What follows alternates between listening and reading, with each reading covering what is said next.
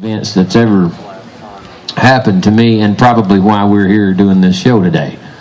And I have to call the song a huge blessing. I believe that all these songs come from on high. Have you forgotten? And I think that talents, things like that, I've come to realize over the years, if you don't use them, they get rusty and eventually go away. And to be able to use something like music and talent like that to go out and hopefully enrich other people's lives and then feed your own family, boy, it beats the hell out of roofing.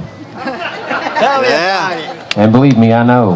Believe me, I know. And so it's just an honor to be here with you today. I hope you've enjoyed something that you've heard, and we've certainly had a great time spending time here with you. Don't forget to stop by the merch tent over here.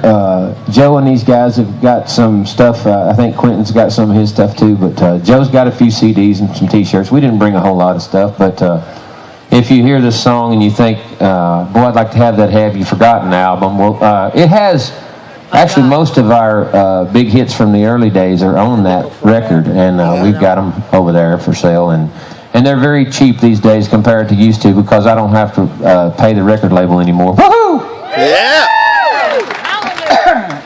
What a blessing that is. And I ain't got nobody telling me, what kind of makeup to wear and all that. That's a big deal there for me. Oh, goodness. Record labels are like, well, I'll tell you later. Anyway, let me say this about this song. We went to the war zone the first time to Afghanistan in 2002, I think. That was the year after the attacks of 9/11.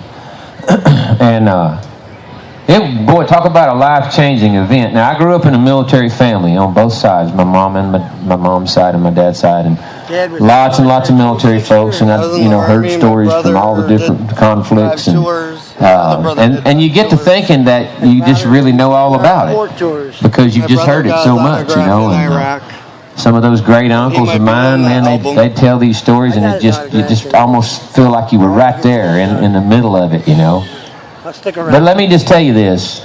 Just when you get to thinking that you know all about it, you need to take a trip to the war zone.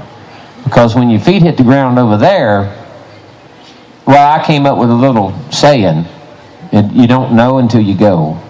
And thank God that we were just there to play a little music and eat some of that chow, because what our men and women are asked to do 24/7 is incredibly intense.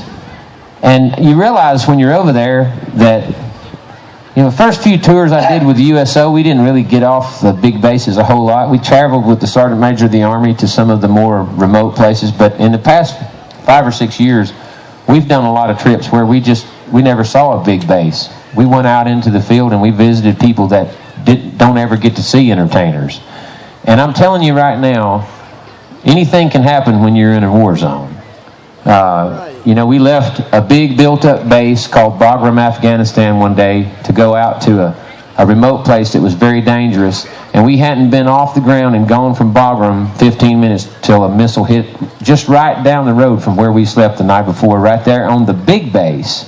So, we're going off to the remote area thinking we're going to be in danger out there, and they just bombed the place we left right behind us that was supposed to be all safe and sound. So what I'm saying is 24/7, you're drawn up in a knot, and you're just praying and hoping that nothing crazy happens and that you be able to get back home safe to your family. So being over there inspired this song, and I told my manager when we were flying back home from over there, I said, when I get home, I don't know what shape it's going to take, but I want to do something to honor these men and women. And also, while we're on this note, there's a lot of people right out here amongst us today that serve you right here on the home front, day in and day out. Police officers and sheriffs and deputies and state troopers, firemen, paramedics, EMTs, rescue workers, EMS, security guards. And we so take these folks for granted. Yep. My grandpa used to say, I was in a place one time when the police went on strike, And he was dead serious. And he said, I guarantee you one thing, when they hang up their gun belts for a day, you'll know they're gone. And so I guess what I'm saying is it's not just, it's not just the military, but it's service-oriented people that love us and love our way of life and are willing to die to protect that. We should be thankful for all of them. And obviously, and of course, last but not least, the people that inspired this song. You can see them sitting back there on top of the Humvee. God bless you guys. Thank you for presenting those colors today, by the way. That was a beautiful ceremony. And thanks to Scott Bump for that moving rendition of the national anthem. That was amazing. He sang it as good as I've ever heard it done. So the people that wear the uniforms and take the fight overseas into foreign countries so that you and I, we don't ever even smell the gunpowder. Don't get close enough to it to really ever know what's going on. And I guess that's a good thing. But we certainly owe them a huge debt of gratitude. And people say, how can I serve? What can I do? One thing you can do is just when you see one of those guys in uniform, don't pass up the chance to say thank you. That's a big deal right there to them.